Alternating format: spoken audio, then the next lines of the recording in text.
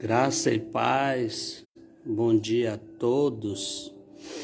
Mais uma vez por aqui para dar continuidade na jornada do Salmo 23, tá? Nós estamos estudando o Salmo 23, tem sido uma bênção.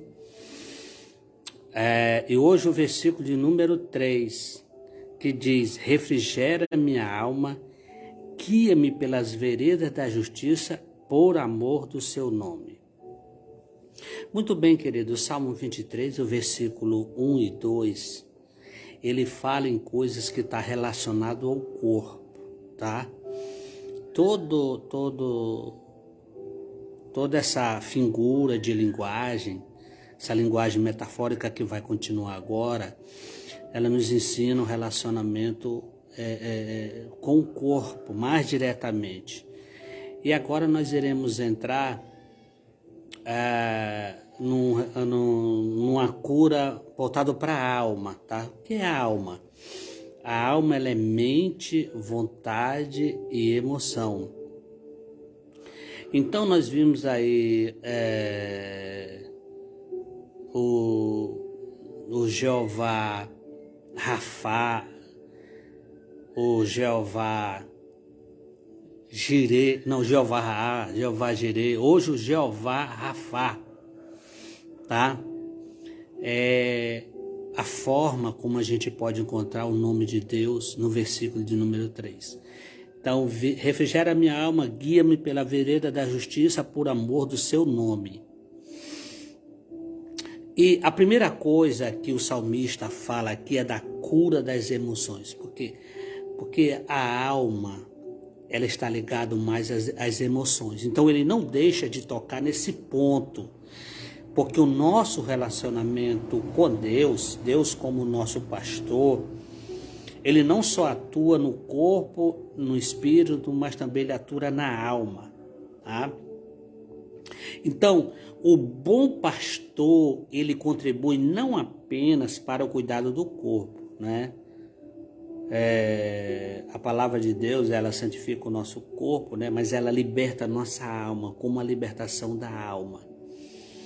Então, essa primeira frase, refrigera minha alma, em outras versões está dizendo, renova minha alma, renova minhas forças, restaura o meu viver, tá? Então, o bom pastor, ele não só devolve a paz, a cura do corpo, mas como a paz da alma. Primeiramente nós vamos ter aqui, tá? A alma. Então, refrigera a minha alma. Refrigério, ele traz a ideia de um frescor, de um alívio, tá? É como um bálsamo passando nas feridas, remédio, consolação. Isso é que na verdade é refrigério. Para o corpo, você sabia quando você assim andou, trabalhou, que não foi possível de você beber água naquele determinado momento, e aí você conseguiu, e aquilo faz o quê? Aquilo traz um refrigério para você, tá? Então quando ele diz refrigera minha alma, o salmista está pedindo para que ele renove a sua alma. Nossa alma, ela precisa ser renovada. Aliás, querido, um dos problemas muito graves que nós temos na vida de ser tratado é a alma. Porque a alma ninguém vê. E a cura da alma muitas vezes envolve um trabalho entre duas pessoas. Você foi ferido, você foi machucado, tá? E você pode até pedir perdão para Deus e você pode se arrepender. Mas esse trabalho, muitas vezes, para que você seja liberto de algo mais, você precisa de um certo conserto com outra pessoa. E às vezes nós até ferimos os outros sem saber. Agora há pouco um rapaz passou aqui, hoje dia 1º de janeiro de 2023, porque ele veio me oferecer um produto, eu estava aqui no salão e eu não quis comprar. Eu falei que eu não compro coisa assim usada na porta e ele entendeu uma outra coisa. Eu estava chamando ele de bandido, de malandro. E ele veio aqui, estava um pouco embriagado, mas veio. Olha, nesse primeiro dia, eu digo, oh, meu querido, me perdoe, está liberado se você entendeu mal, mas o primeiro dia do ano, mas que coisa gostosa e maravilhosa que aconteceu. E ele tomou a iniciativa, fui, abracei, abençoei e está tudo certo. Esse é o trabalho de quem, na verdade, conhece esse aspecto, conhece o que é um tratamento da alma. Às vezes as pessoas estão precisando de cura e você precisa liberar. Então, o Jeová, o Deus da cura, ele trabalha nas emoções, tá? O bom pastor, ele cuida não apenas das ovelhas sadias, mas também das enfermas. Aliás, esse, entendeu? É o trabalho do bom pastor como um médico, como alguém que faz como Deus. Que a Bíblia diz, está em Osés capítulo 6, entendeu? Que ele, ainda que nos fira, nos despedace, ele sara, ele mesmo sarará, ele mesmo faz o curativo. Então eu preciso imitar o coração de Deus, tá? Então o bom pastor é isso, ele provê cura e libertação daquelas ovelhas que o seguem, tá? Então, para o bom pastor, não tem faixa etária de ovelha, não tem posição financeira, econômica, não. O coração dele, na verdade, ele tem que fazer esse refrigério. Mas a segunda frase aqui desse versículo 3, ele diz assim, guia-me nas veredas da justiça. Guia-me nas veredas da justiça. Então, a segunda coisa que nós aprendemos aqui é que ele pede direção na sua jornada. O pastor, ele tinha um cajado, ele tinha uma vara. O cajado justamente para dar direção para a ovelha. O cajado como a parte do cabo da sobia, que tem uma ponta côncava, e no momento em que a ovelha queria se distanciar do caminho, ele o direcionava, tá? Esse é um papel que a gente tem que fazer, tá? Então, o nosso relacionamento com Deus, preste atenção, o caminho reto, ele nem sempre é o melhor. Há caminhos, Provérbios 16, que para o homem parece ser direito, mas o final dele é caminho de morte. Por quê? Porque também é o seguinte, a ovelha ela pode se enganar, que a ovelha não tem muito essa visão ampliada para andar no caminho.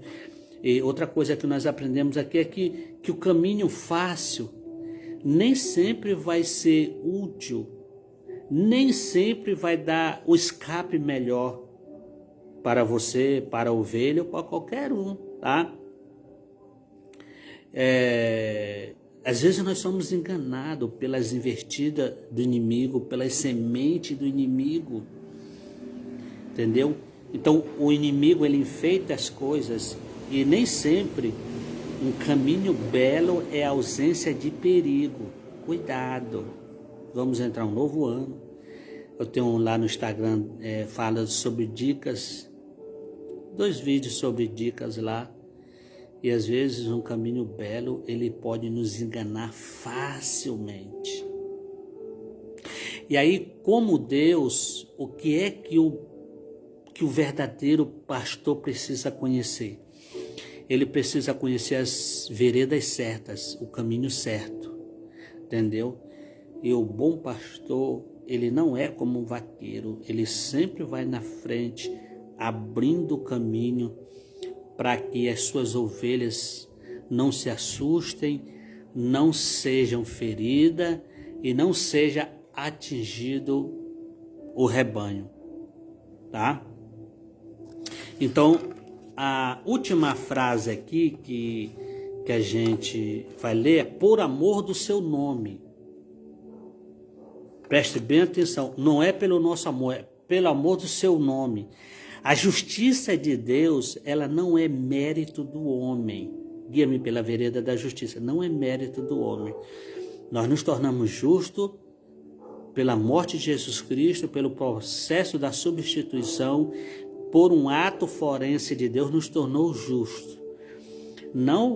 Essa justiça não foi nós que construímos, porque a nossa é comparado como um trapo de imundícia, tá?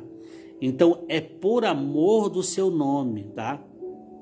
Então o bom pastor, ele tem a sua vida entrelaçado com as ovelhas e vice-versa, tá? E vice-versa. Eu lembro de um caso aqui, é triste falar isso, mas é uma verdade, em que o pastor, entendeu, estava tendo um caso com uma moça, mas aquilo eles estavam vivendo já de uma forma muito liberal. E quando a igreja observou isso, foi com o pastor e quis alertar os olhos do pastor, quis aconselhar o pastor. Mas ele, de forma, digamos assim, um pouco revoltante, falou que a igreja não tinha nada a ver com a sua vida. E não tem, querido, não tem como desassociar a vida do pastor com a vida da igreja, tá? E ontem, eu ministrando sobre Oséias, Deus usou Oséias numa palavra profética, uma palavra de juízo contra os sacerdotes e contra os profetas, porque os caminhos deles se tornaram abomináveis, tá? Então, e aí Deus estava, na verdade, trazendo punição, tá? Então, por amor do seu nome, tá? Então, a vida da ovelha, ela requer um ato de amor por parte do seu pastor. Veja só, o bom pastor quer que a ovelha tenha uma vida como se fosse a dele, tá?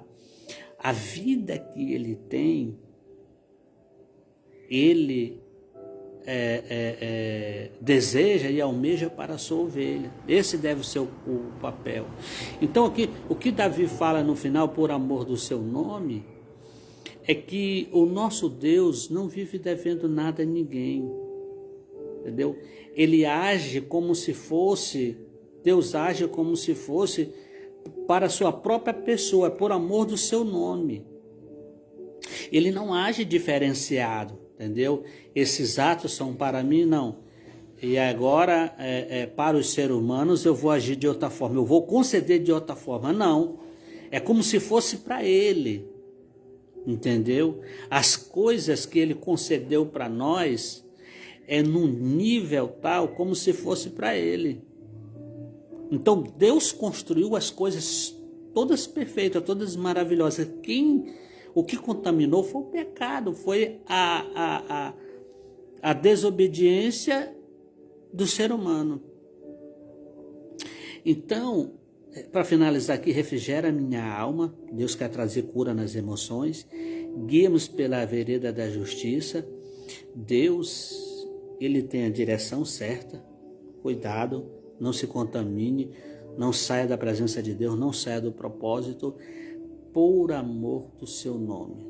Tudo que ele faz, tudo que ele realiza, tudo que ele concede, é para que um dia nós tenhamos uma vida perfeita ao lado dele, para glorificar e exaltar o seu santo nome, tá? Então o Salmo 23, ele tem grandes ensinamentos, grandes lições, e você não pode esquecer de que quando você estiver com um problema, quando as suas emoções estiverem para baixo, aí não é fácil levantar, entendeu? Você tem um Deus, você tem um pastor que pode refrigerar a sua alma. Amém? Fique com Deus, tenha um dia abençoado, medite nessas coisas, tá? E se puder, compartilhe esse vídeo. Vamos orar? Pai, em nome de Jesus, Eu abençoo, Pai, essas pessoas que vão, ó Deus, assistir esse vídeo, meu Deus querido e santo, que vão meditar, que vão refletir nesse Deus que pode refrigerar nossa alma, pode nos guiar, tudo isso por amor do seu nome. Então, um ano abençoado para a vida de cada um. Meu Deus, é o que te pedimos, em nome de Jesus. Amém.